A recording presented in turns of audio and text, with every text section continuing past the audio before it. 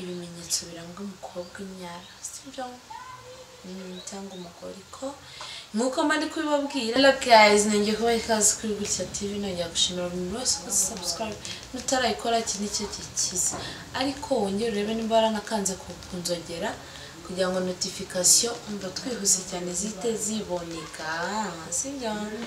Ibyo ngibyo rero bizaba byiza cyane, ni wongeraho akantu ko gusharinga kugira ngo ubu butumwa bwiza tuba turi kuba izi nyigisho zigende zigere ku bantu benshi muri rusange, bazavamo abagore banyu, abazavamo abagabo banyu, abakunzi banyu, ku buryo ibintu bizagenda mu buryo bwiza cyane. Ikiganiro niba wagikunze ngiye ukabukanda like nyaboneka kugira ngo mugire motivation. Ikindi kintu nanone utagomba kwibagirwa ni ukureba nyine subscribe n'ibikiriho cyangwa warayikoze. Akandi kantu ni ukuba watubwira igitekerezo, inyunganizi cyangwa ikibazo hehe inbox ya Instagram ya GUTYA TV cyangwa se muri comment hasi, byose biremewe. Hari ibintu rero abantu bajya bavuga bakongera bakabyibazaho, nawe ukibaza ati ubundi nibyo? Ushobora kwibaza ati niba ari byo, ariko ahangaha basigaye amahitamo yawe kugira ngo wimenyere. Noneho ari nk'igihugu z'umuntu bitewe wenda nk'ibintu ngiye kuvuga, akavuga ati buriya nafite gutya na gutya na gutya na gutya na gutya. Hari igihe umuntu avuga ibimenyetso ugasanga abantu ntabwo babihurisheho, ntabwo bisobanuye ko ikintu umuntu aba avuze kiba kitakunze cyangwa se kidakorwa cyangwa kitaba. Umuntu ushobora gusanga afite ikimenyetso kimeze gutya, ntabwo ibimenyetso byose yaba byujuje. Ubwo twe tugiye kureba ibimenyetso biranga umukobwa w'imyara sibyo cyangwa umugore ko nkuko mari kubibabwira, ntabwo abantu bose bahuza ibimenyetso bisa. Nkuko usanga hari ukuntu abantu barangiza mu buryo butandukanye, n'unyara rero ntabwo ibimenyetso byose by'isi yose yabyikubira. Byanze bikunze afitemo bibiri cyangwa afite kimwe cyangwa afite bitatu. Ikimenyetso cya mbere kiranga umukobwa w'imyara, afite mu kiziba cy'inda nyine habyimbye. Uvuga mu kiziba cy'inda urebera, ntabwo mvuze ngo urebe mu nda. Hari ukuntu noneho igituba cye kiba kizamutse ukuntu nyine ukabona ni kwa kundi yambara nk'ikazi ukabona rwabyimbye ku mpande, nyine afite mu kiziba cy'inda habyimbye ukuntu. Ikindi kintu cya kabiri nanone uzabona, ubundi umukobwa w'imyara usanga umubiri we woroshye nk'ishashi, worohereye kabisa, ku buryo ukora ukumva ari softness, kavuga ati wow ubundi ni mwowe. Yes. Akandi kantu, umukobwa ufite ibicece kandi atabyibushye. Wari wabibona? Umukobwa ufite ibicece kandi atabyibushye arananutse, wenda ni maneke, ariko ibicece mo hano gutya ntabwo bisobanuye ngo bibe byinshi. Hari igihe umuntu aba afite nk'ibicece n'igite bibiri kandi atabyibushye ari maneke, gusa yakicarira nk'uku nguku mu nda hagahita hikata ukuntu byonyine.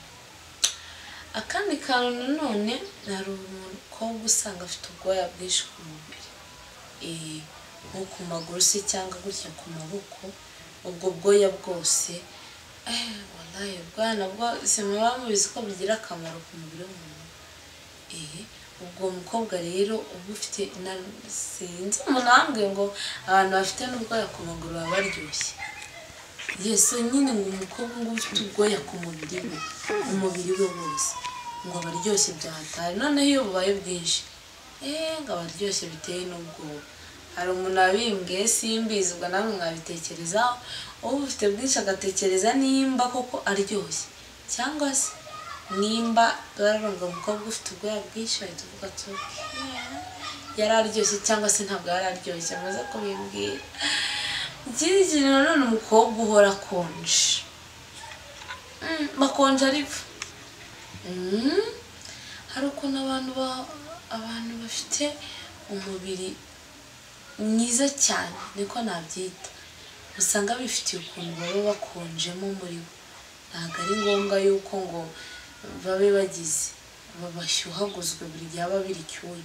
Murabizi twari igihe tugera ahantu n'ubushyuhe n'ubukonje tukabubura burundu, ariko uhora wikonje no ku kazuba rwose yikonjeye umubiri we uri tayari neza cyane, kuko urumva temperature mu mubiri we ntiyashyushye cyane ntiyakonje, biraba nta kintu bitwaye. Ubundi nanone akandi kantu ngo buri mukobwa ufite hagati y'amaguru hafatanye. Ibyo bintu sinyamenya ahantu bihurira neza, ako nyine nka nababwiye nkamwe mwarongoye abakobwa banyara se cyangwa abagore. Ushobora kwibaza ati se koko nibyo, ugahita wiha nk'urugero rwo wenda ku mukobwa usanzwe uzi cyangwa warongoye cyangwa umugore wawe, ibintu nk'ibyo ahita uvuga ati niba adafite ikimenyetso iki ngiki afite kiriya, ukaba wabasha kubyemeza. Ikindi kintu cya nyuma nabonye bavugaho abantu, nguri umukobwa uhorana nyine ufite iminwa itose, itose nyine ihora ibobereye bya hatari, uriya mukobwa nawe ngo aba aryoshye ananyara. Niko nabyumvise, gusa wibaze muri ibyo bimenyetso ese umuntu ufite iki? Kuko ibintu byose navuze aha ngaha ibyo utabasha kwibonaho babikubwira, kandi ndakeka batakwibeshye. Ikindi kintu nanone ushobora kubwira, nimba koko bizi neza kunyara bakunyaza, ishakaho ibyo bimenyetso, wicara urebe uvuga ati wenda ndimanike, wisake ibice urebe nimba bifite, nibibura ushaka ubwoya urebe ku matako hose n'aha hose no ku maboko ushakeho ubwoya, nabwo nububura uhita ureba nimba mu maguru yawe hafatanye, hari ukuntu nyine amatako afatanye, naho nusanga nta kigenda uhita ugira urebe iminwa yawe, iminwa yawe nayo nubona bitari guhura, aho ngaho warabusigaje iki, urebe mu kiziba cy'inda nimba habyimbye. Hari igihe tuba dufite ibintu tutabyitayeho tuvuga ati ibyo ni ubuzima busanzwe nta kimenyetso na kimwe mfite, enough is enough, ugahita ufungira aho ngaho. Muze kumbwira rero ikimenyetso mwisanzeho, bimbwire muri comment twumve yuko koko batatubeshye, kuko ibyo bintu ntago ndi umuhamya wo kubihamya neza cyane, kandi nababwiye yuko umuntu ntago ashobora guhuza ikimenyetso n'undi. Umwe ushobora gusanga afite iki, umwe afite bibiri, umwe afite bitatu cyangwa se, ariko icyo nzi ntabwo yabigira byose. Weho wirebe neza urebe nimba ibyo bimenyetso bifite, ubundi tuzahure next time. Wakoze kubana